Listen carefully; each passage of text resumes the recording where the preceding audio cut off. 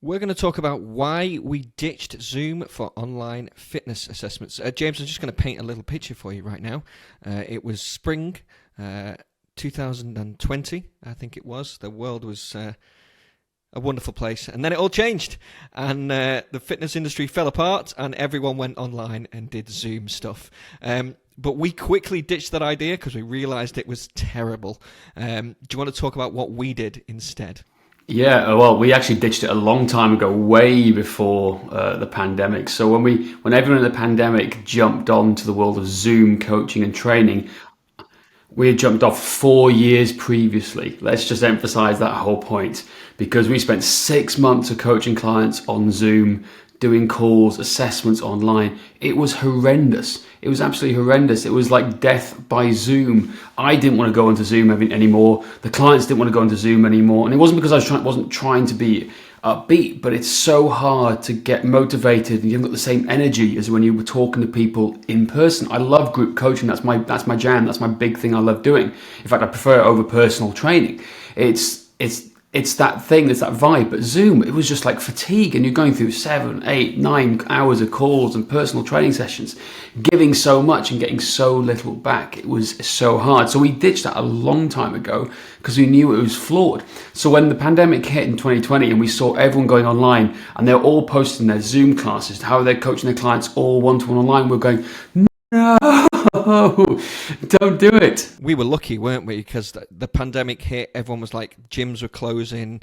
You know, obviously I used to work for British Military Fitness and they did, group classes in the park. What option did they have? They didn't have another option at the time. They had to go online. And, a lot of my friends who were trainers at BMF, that they did the Zoom classes, and as you say, they got exhausted. It was exhausting. So if you're still doing Zoom classes now and you are feeling exhausted, fear not. There is another way. Exactly, and we had to figure out the hard way, and it took us 6 to 12 months, I think, to figure it out and try and test different things. But the point is like we ditched in terms of assessments. Like we talked about assessments in the previous podcast. In terms of assessments, we started assessing people online because we wanted to try and get the same thing that we got in person. So you can't be in-person assessments. Exactly. So in terms of personal training, I think this is important to distinguish between personal training and then health professionals, because I think health professionals can still do an element of online assessments. However, for personal trainers, like you eyeball people when people walk into the room, you see how they walk, you see their gait pattern, you see how they rotate. Is one shoulder, elevated higher than the other? You see things as it happens, but online you don't see that, right? So we were trying to replicate that online with our assessments online, but it just didn't happen like that because they were mostly sat down. You had to get them to stand up. It was like this whole awkwardness of the screen between you trying to get them to do things. Can you just move the camera just a little? I can't quite see this. I can't quite do that. Can you just...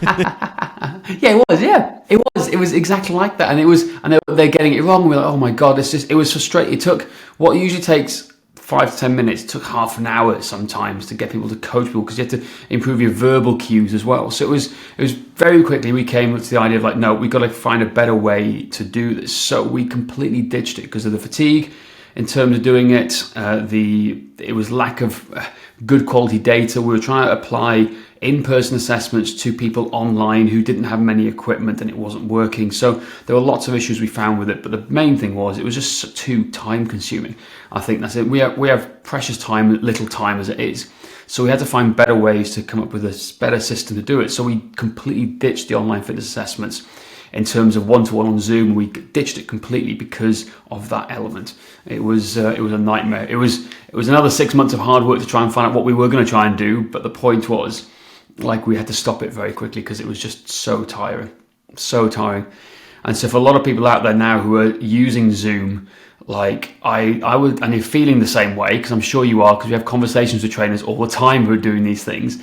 Like I would say, find a better alternative, like we did, to get away from it. Now, it's obviously our system and we teach that. However, like there is a better way to save you more time in how we approach it. So when we assess, we get them to self-assess now. So we set up a whole system of self-assessments for them to do it away from us. On another podcast. It's obviously these are shorter ones. We're going to go into a little bit more depth on another podcast, but there is a better way to do it. So fear not, we will talk about it. Is there anything else you want to talk about in terms of online assessments before we sign off? You got to think differently. I think that's the most important thing in terms of online assessments. You got to think differently.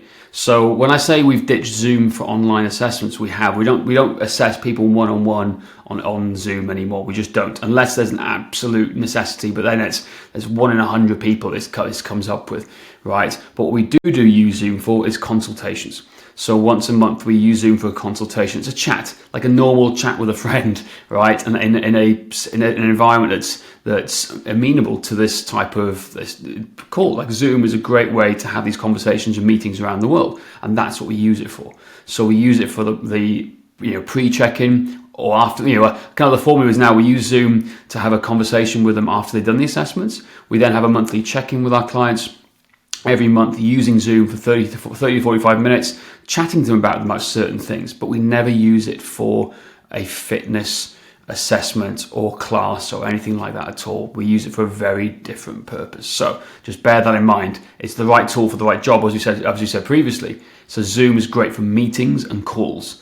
It's not great for online assessments. Yeah, no, I think that's actually a really important thing to point out. It's about building relationships, because I think potentially when people think about working online, they were like, well, we don't have that face-to-face anymore, obviously, because it's online. The advantages are you can train anyone anywhere in the world.